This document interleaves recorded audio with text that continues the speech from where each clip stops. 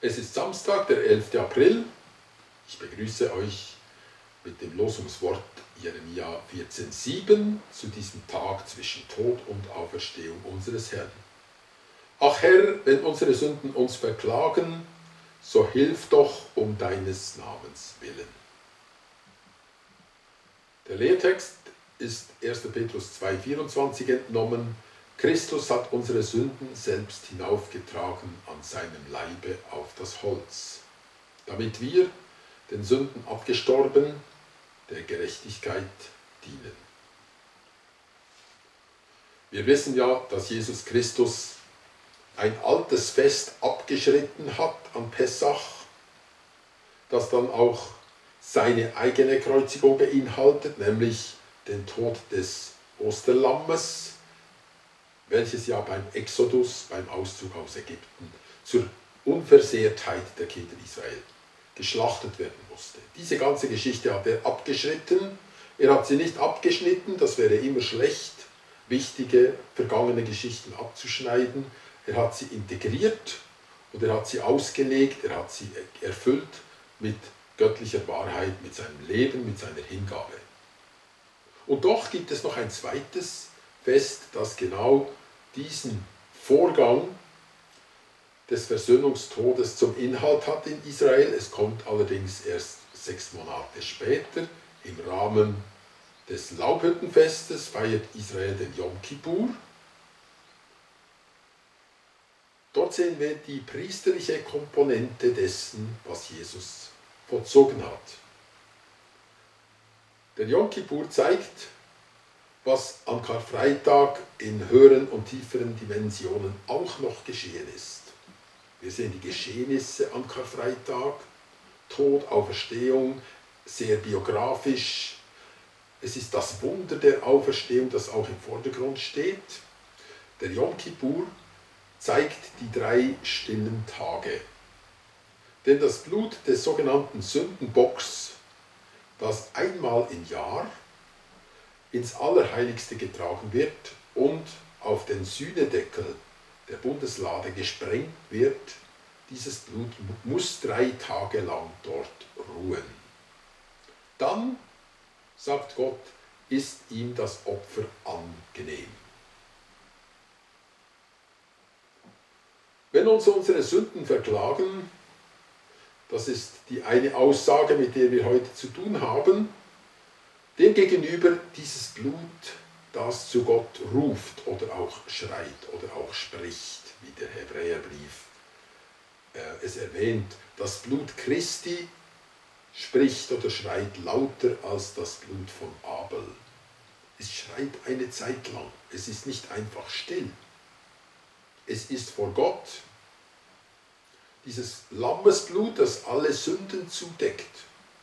Wir wissen, es handelt sich dann nicht nur um Sünden eines Jahres, sondern eines Lebens. Erstaunlicherweise dauert dieser Vorgang 3 Tage. 3 Tage muss Gott das Blut seines Sohnes ansehen und dann ist das Opfer angenehm, das heißt, es wird erst dann voll angenommen. Wir brauchen Zeit, das sagt das Losungswort, wenn uns unsere Sünden verklagen, das geht manchmal eine Weile. Wir brauchen Zeit, bis wir diese Vergebung verstehen und verinnerlichen. Gott braucht auch Zeit. Man kann nicht einfach nach der Kreuzigung zur Tagesordnung übergehen.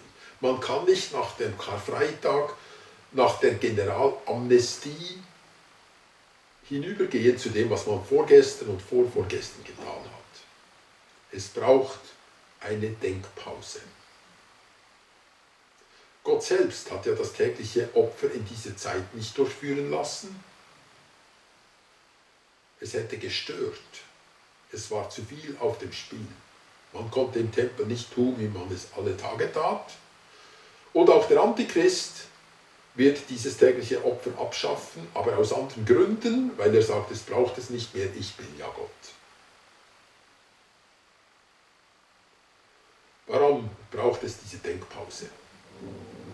Ich habe jemanden über längere Zeit, etwa 2 Jahre begleitet, der gegen Sünden gekämpft hat, Sünden, die diese Person über Jahre und Jahrzehnte nicht losgelassen haben. Und zuerst stehen die natürlich im Vordergrund, früher oder später fragt man nach den Wurzeln und dann findet man aus früher und frühester Kindheit solche Festlegungen, Gedankenfestungen, darüber haben wir gestern gesprochen, solche Ängste, die einfach bleiben und dann auch Schutzmechanismen, die man nicht wegbringt.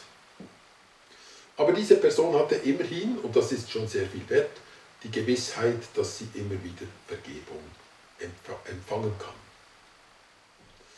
Mein Einwand nach einiger Zeit bestand darin, dass ich sagte, uns sagt das Evangelium noch mehr über den Tod Christi.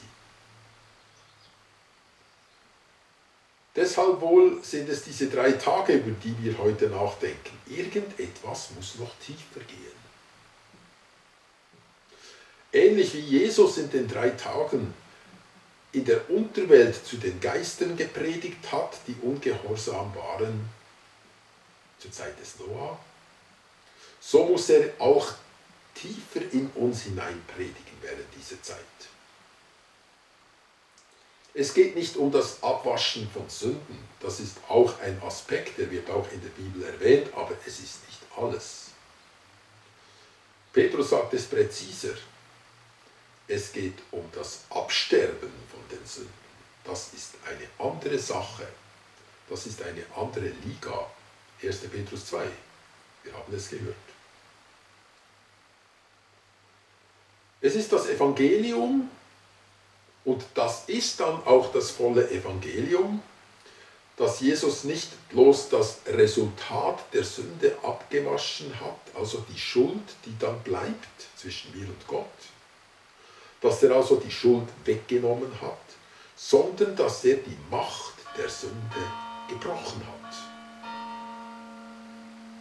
Um das zu verstehen, da gehe ich davon aus, braucht es diese Pause, braucht es diese 3 symbolischen Tage, braucht es den Umstand, dass Jesus tiefer hineingeht, dort wo vielleicht auch die Geister sitzen, diese Mächte der Sünde, dass er ihnen predigt und dass sie ihren Widerstand aufgeben. Diese Macht muss gebrochen werden, denn dann ist das Ziel des Todes von Jesus Christus in unserem Leben erreicht. Petrus sagt es gerade heraus, wir sind mit ihm gestorben.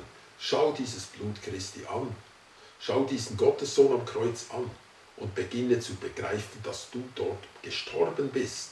Nicht nur deine Schuld wurde abbezahlt, sondern die Macht der Sünde in deinem Leben wurde dort gebrochen.